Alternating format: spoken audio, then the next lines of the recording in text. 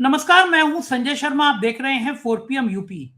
राजनीति बड़ी निर्मम होती है। प्रधानमंत्री जी के इजरायल यात्रा से पहले ऐसे ऐसे मीम बनने लगे हैं कि प्रधानमंत्री जी का मन ही नहीं करेगा इजरायल जाने को। और क्या बंगाल के चुनाव में राजनीति का फिर एक नया रूप देखने को मिल रहा है। पिछली बार प्रधानमंत्री जी ने दाढ़ी बढ़ाई थी रविन्द्रनाथ जी की शक्ल देखने देने को कि लोग उनको उनका भाव देखे। इस बार मार्मिक पत्र लिख रहे हैं कि मेरा दिल व्यथित है बंगाल को देखकर। जहां जहां चुनाव होता है वहां वहां प्रधानमंत्री का दिल इलू इलू क्यों करने लगता है। अभय द्विवेदी जी से बातचीत पे ये खुलासा है। आपसे रिक्वेस्ट है 4 PM यूपी को सब्सक्राइब करिए, ज्वाइन करिए। चलते हैं अभय द्विवेदी जी के पास। 4 PM न्यूज नेटवर्क में बहुत बहुत स्वागत है अभय द्विवेदी जी आपका। प्रधानमंत्री जी मेरे बहुत अच्छे हैं, उनका दिल बार बार व्यथित होता है राज्यों की दुर्दशा को देखकर। ये बात अलग है कि उनका दिल उस समय व्यथित होता है उस राज्य की हालत देखकर कि जब वहां चुनाव होते हैं। तो ये भी संभव है कि प्रधानमंत्री जी चूंकि विश्व गुरु हैं, पूरी दुनिया के कई देशों का उनको ध्यान रखना पड़ता है, तो राज्यों की रिपोर्ट समय पर नहीं आ पाती हो। लेकिन जब चुनाव होते हैं तो पूरी डिटेल रिपोर्ट आती है कि इस राज्य की क्या स्थिति है, क्या है। तब उनको लगता है ये राज्य तो बड़ा पिछड़ा हुआ है, मेरा मन तो बड़ा व्यथित हो गया इस राज्य को देखकर। तो फिर जब चुनाव आता है तो फिर वो उस राज्य को बड़ा ध्यान से, बहुत बारीकी से देखना शुरू करते हैं। अब उन्होंने बंगाल में एक मतदाताओं को मार्मिक पत्र लिखा है। उन्होंने ये पत्र बंगाली और हिंदी दोनों भाषाओं में लिखा है। उन्होंने ए बार बीजेपी सरकार का नारा दिया, जिसमें उन्होंने सोनार बांग्ला के सपने को साकार करने और महिला सुरक्षा पर, अवैध घुसपैठ पर, हिंसा पर चिंता जाहिर की। कल लिखा है कि बंगाल को देख के मेरा मन व्यथित हो जाता है। पिछले दिनों प्रधानमंत्री जी का मन व्यथित हुआ। अभी 2 दिन पहले वो मेरठ में कॉरिडोर एक्सप्रेसवे का उद्घाटन कर रहे थे तो मन ज्यादा व्यथित हो गया। कांग्रेस को उन्होंने नंगी पार्टी कह दिया। अच्छा, वो लुच्चा लफंगा माँ बहन की गाली नहीं दी उन्होंने, लेकिन नंगी पार्टी कह दिया।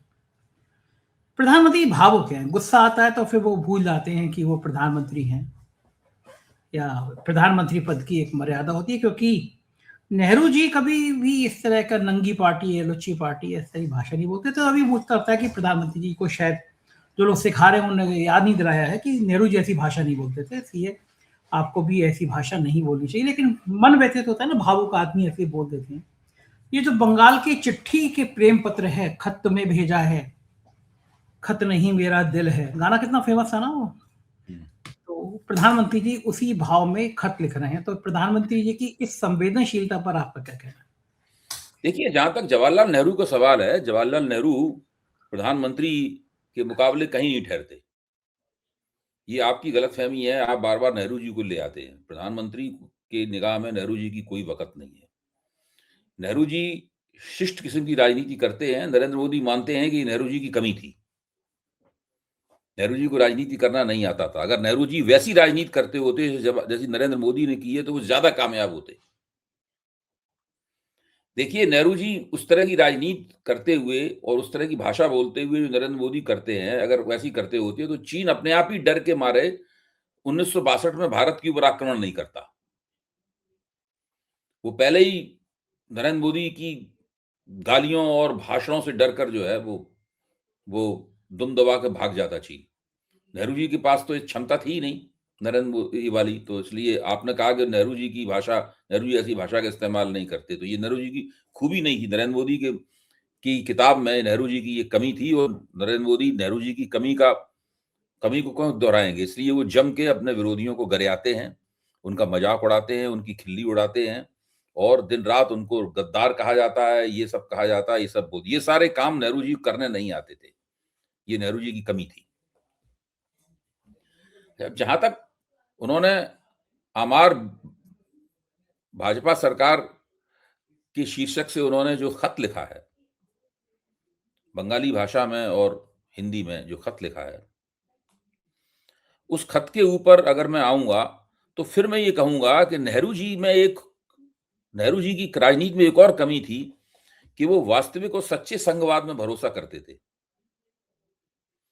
इसलिए वो राज्यों के मुख्यमंत्रियों को नेहरू जी भी पत्र लिखा करते थे। आपको याद होगा, नेहरू जी ने बहुत मुख्यमंत्रियों को पत्र लिखे थे, निजी पत्र लिखा करते थे, जिसमें वो उन राज्यों की कमियों की, उन राज्यों की समस्याओं की उनसे चर्चा किया करते थे। नेहरू जी के पत्र बड़े मशहूर हैं कि कैसे एक प्रधानमंत्री राज्यों में अपने मुख्यमंत्रियों को पत्र लिखता है और उनके साथ संवाद स्थापित करता है।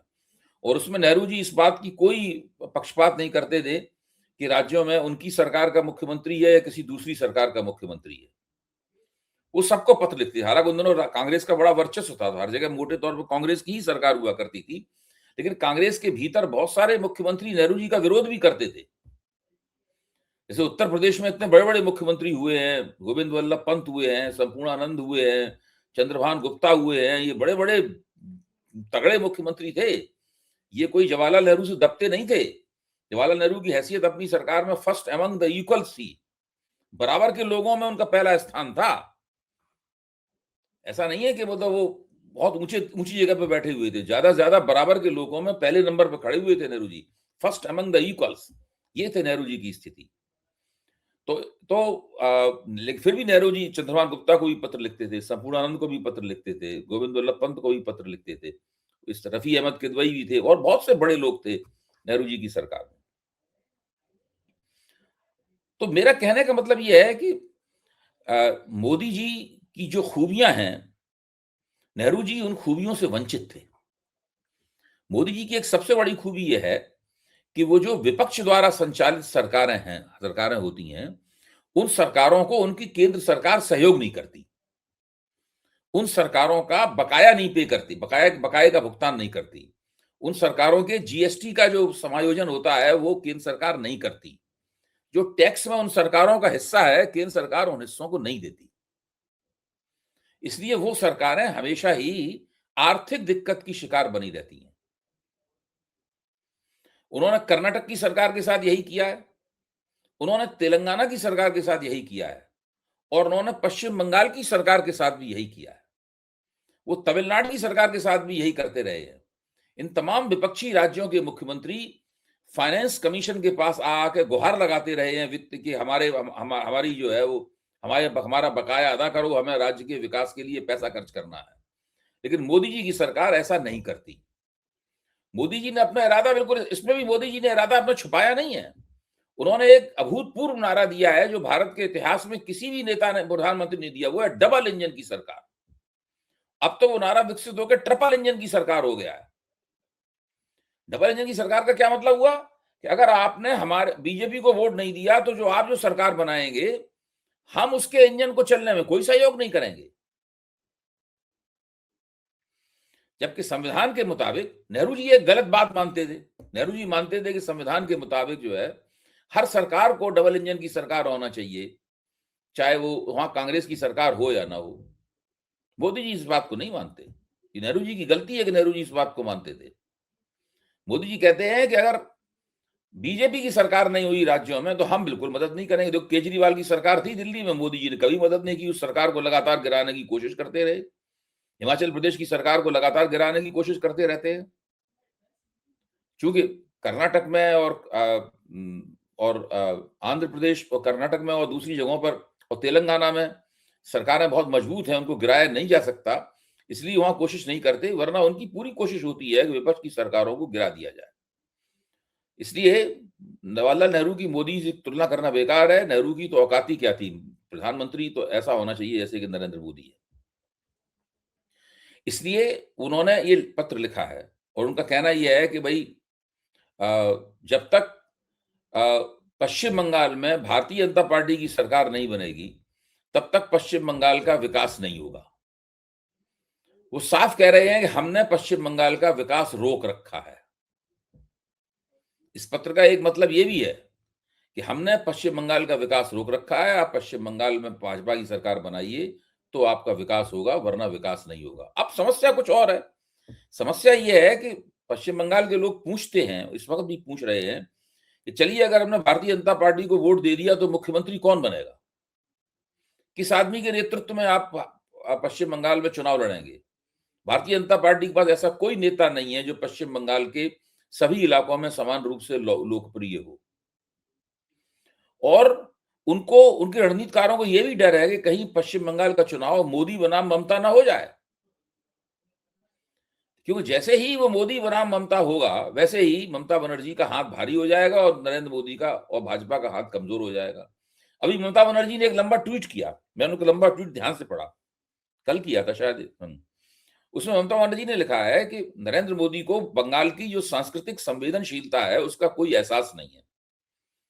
हुआ ये कि रामकृष्ण परमहंस की जयंती थी, तो नरेंद्र मोदी ने उनको उनके प्रति श्रद्धा में एक पोस्ट की और उस पोस्ट में उनको स्वामी रामचंद्र परमहंस लिख दिया। तो तो ममता बनर्जी ने लिखा कि इनको पता ही नहीं है कि रामचंद्र परमहंस को बंगाल की जनता किस रूप में देखती है। उनको तो भगवान के बराबर दर्जा मिला हुआ, युगावतार कहा जाता है उनको।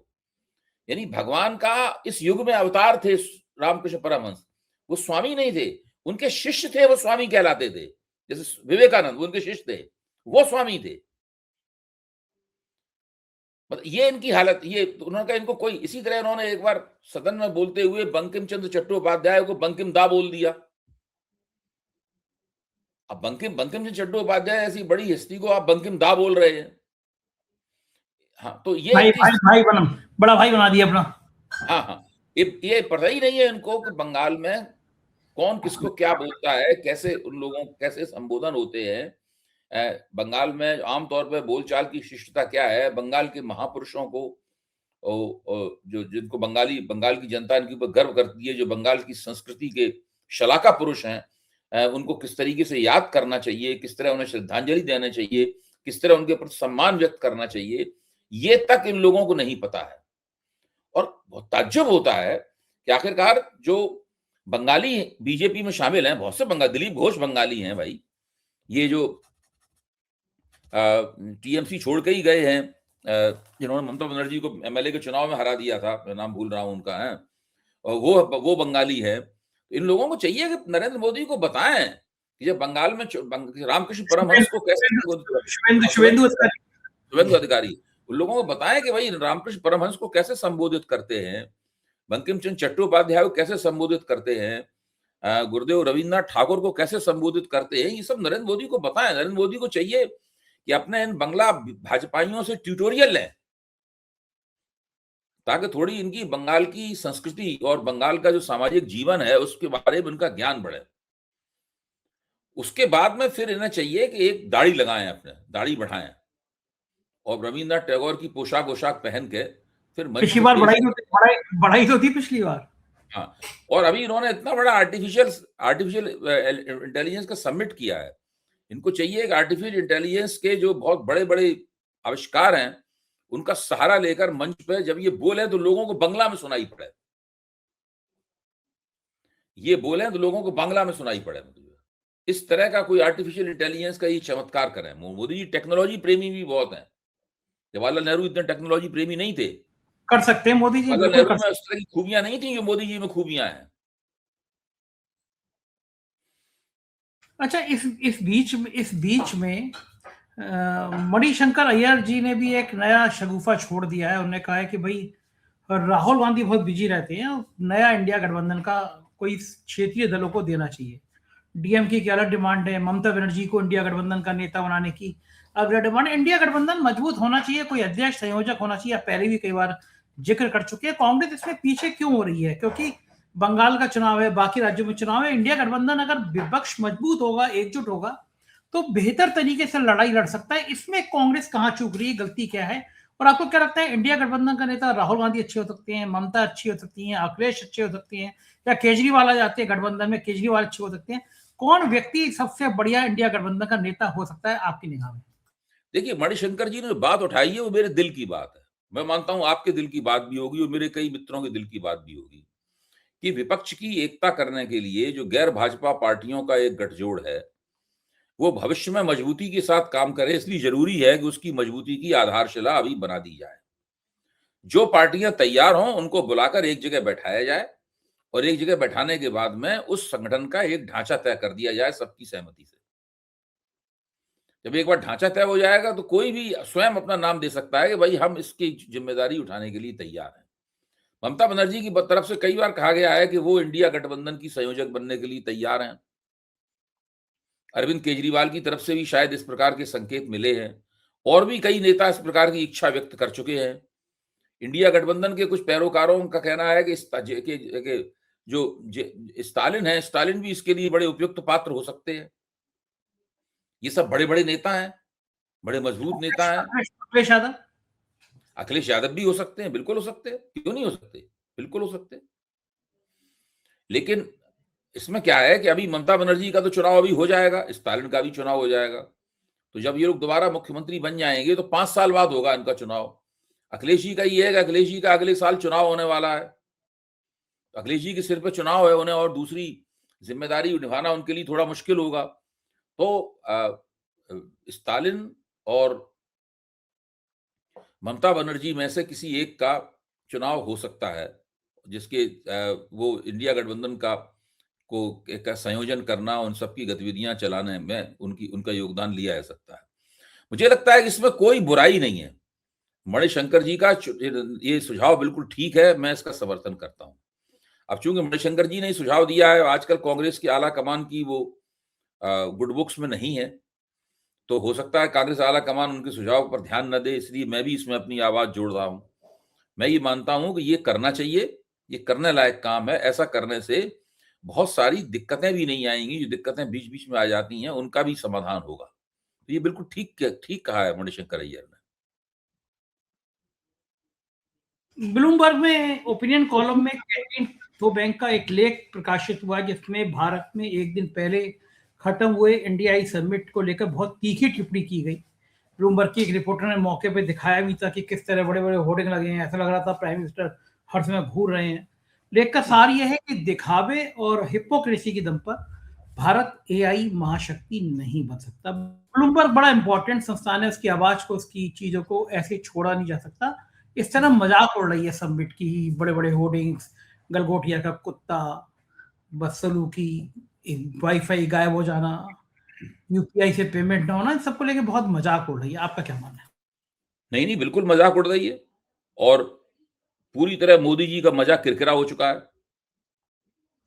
आप सोचिए कि जब आपने इतना बड़ा सम्मेलन किया, इतना बड़ा शिखर सम्मेलन किया, उसमें आपने दुनिया की बड़ी-बड़ी जो एआई के आविष्कारक हैं और कंपनियां चलाते हैं, उनको आपने बुलाया। साथ में आपने बहुत सारे कुछ राष्ट्राध्यक्षों को भी इसमें निमंत्रित किया, और उसी के साथ-साथ में 70,000 से सवा लाख लोग भी आ गए वहां पर। लेकिन आप देखिए, इसमें विपक्ष कहीं नहीं था। आप देखिए, आपने इतना बड़ा किया, इसमें विपक्ष कहीं नहीं था। आप खुद, मोदी जी खुद ही मेरठ की सभा में ये कह रहे हैं कि ये भारतीय जनता पार्टी का सम्मेलन नहीं था, ये भारत सरकार का सम्मेलन था। तो भारत सरकार के सम्मेलन में विपक्ष, जिसकी लोकसभा में इतनी ताकत है, जो आजाद भारत के इतिहास में कभी नहीं हुई, आपने विपक्ष के नेता को क्यों नहीं बुलाया? आपने विपक्ष के अन्य नेताओं को उसमें क्यों निमंत्रित नहीं किया? क्यों नहीं किया आपने? इस सवाल का जवाब तो मोदी जी को देना होगा। और सुनिए, जब ये समिट हो रहा था, शुरू हुआ, उसके 1-2 दिन पहले ही तो सदन कि ना 13 तारीख को, सुनिए, 13 तारीख को सदन जो है वो बंद हुआ। सदन ने विश्राम लिया ताकि मार्च में फिर से शुरू हो सके। और आपने उसके 1-2 दिन बाद ही समिट शुरू कर दिया। क्या सदन में इन्होंने सूचना दी समिट की कि होने वाला है ये? क्या भारत की संसद का जो अधिवेशन चल रहा था, उसमें उन्होंने इतना बड़ा कार्यक्रम भारत सरकार करने जा रही थी, इसके बारे में सदन को क्या सूचित किया? कुछ बताया सदन को? कुछ नहीं बताया सदन को उन्होंने। इसीलिए ब्लूमबर्ग की रिपोर्टर ने जो कहा है कि ये एक व्यक्ति की पीआर एक्सरसाइज थी, एक व्यक्ति के प्रचार की कवायद थी। पूरी दिल्ली उसी तरह के पोस्टरों, होर्डिंगों से भरी हुई थी। इस पूरे सम्मेलन में यह बिल्कुल नहीं बताया गया कि भारत सरकार कहां से उस बेतहाशा और बहुत बड़े निवेश का इंतजाम करेगी जो एक डेटा सेंटर बनाने में खर्च होता है।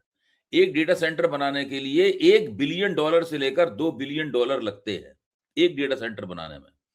और उसके लिए 24 घंटे कई मेगावाट बिजली की सप्लाई की जरूरत होती है, बहुत सारे पानी की जरूरत होती है, और बहुत ज्यादा जमीन की जरूरत होती है उसको स्थापित करने में। ये चीजें कहां से आएंगी? कौन देगा ये? इतनी बिजली इतनी बिजली की जो वो का उत्पादन कैसे होगा? ये कैसे सुनिश्चित किया जाएगा कि ये सब चीजें लगातार मिलें? और जो नए डेटा सेंटर हैं वो कहाँ बनेंगे? उनके जो चिप होंगे, एक डेटा सेंटर में जितने चिप लिखते हैं उतने चिप खरीदने में ही जो मौजूदा बजट है 1000 करोड़ का, उससे ज्यादा पैसा खर्च हो जाएगा उसके अंदर। ये तो आपने कहीं नहीं बताया, ये निवेश कहां से आएगा? भारत में एआई में लोगों को प्रशिक्षित कैसे किया जाएगा, उसके लिए आपके पास क्या योजना है? इसका प्रोटोकॉल आपने क्या तय किया है? ये भी इसमें नहीं बताया गया कुछ भी। हवाई बातें की गई जो कि मेज कुर्सी पे बैठ के लिखी जा सकती हैं। हमने घोषणा पत्र पेश किया, जाने कितनी हिंदुस्तान में पार्टियां हैं, सबके अपने अपने घोषणा पत्र हैं। 2 आदमी बैठ के घोषणा पत्र लिख देते हैं। मुझसे कहो मैं दुनिया की किसी भी पार्टी का घोषणा पत्र लिख दूं, बिल्कुल गारंटी के साथ लिख दूंगा और उसे पसंद नहीं आएगा, मैं गारंटी देता हूं। लेकिन मोदी जी ने एक घोषणा पत्र उसमें पेश किया, जिसपे जो भागीदार राष्ट्र थे उन्होंने दस्तखत कर दिए। तो कौन सा ऐसा राष्ट्र इसको मेहमान बना के आपने बुलाया है और 7 स्टार आपने फैसिलिटी दी है, उसको आवभगत की है, वो दस्तखत करने से इनकार कर देगा? तो देखिए, इन बातों का कोई मतलब नहीं। अंग्रेजी का एक शब्द होता है अपीयरेंस, दूसरा शब्द होता है इम्प्लीमेंटेशन। आप कैसे दिखते हैं, आपने कैसा अपने आप को दिखाया है, ये एक अलग बात है। लेकिन आप वास्तव में क्या करते हैं, क्या कर पाएंगे, क्या करने की आपकी योजना है, उसके करने के लिए आपके पास पर्याप्त साधन और संसाधन हैं, ये अलग बात है, ये दूसरी बात है। तो अपीयरेंस और इम्प्लीमेंटेशन में बहुत बीच में बहुत बड़ी खाई होती है। ब्लूमबर्ग के संवाददाता ने इसी बात की तरफ इशारा किया। बिल्कुल ठीक बात है। अब भारत पाकिस्तान के बीच में जो झड़प हो रही थी, जिसको सो कॉल्ड युद्ध कहा गया, उस समय बड़ी उम्मीद थी कि इजराइल, चूंकि बहुत ज्यादा समृद्ध देश है, टेक्नोलॉजी बहुत अच्छी है, कि खुल के हमारे साथ आएगा, लेकिन साथ तो नहीं आया। प्रधानमंत्री अब इजराइल क्या करने जा रहे हैं? क्या पूछने जा रहे हैं कि तुम हमारे दोस्त थे, हमने तुम्हारी इतनी मदद करी, ईरान इतना पुराना हमारा मित्र था, हमने उससे रिश्ते खत्म कर लिए, तब भी तुम हमारे साथ क्यों नहीं आए पाकिस्तान के संग झड़प में?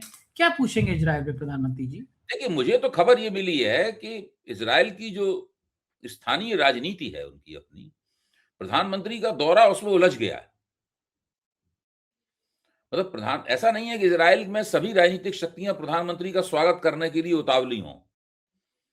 वहां पर जो सत्ताधारी लोग हैं उनको छोड़कर दूसरी राजनीतिक शक्तियों को ये पसंद नहीं आ रहा है कि नरेंद्र मोदी वहां का दौरा करने के लिए जाएं।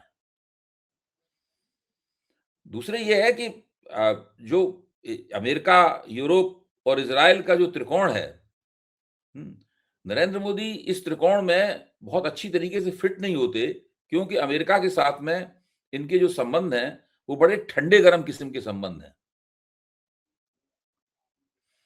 तो मुझे नहीं लगता कि इजराइल में प्रधानमंत्री जो जा रहे हैं, इस बहुत ज्यादा गर्मजोशी इसका भारत को कोई बहुत बड़ा लाभ होने वाला है।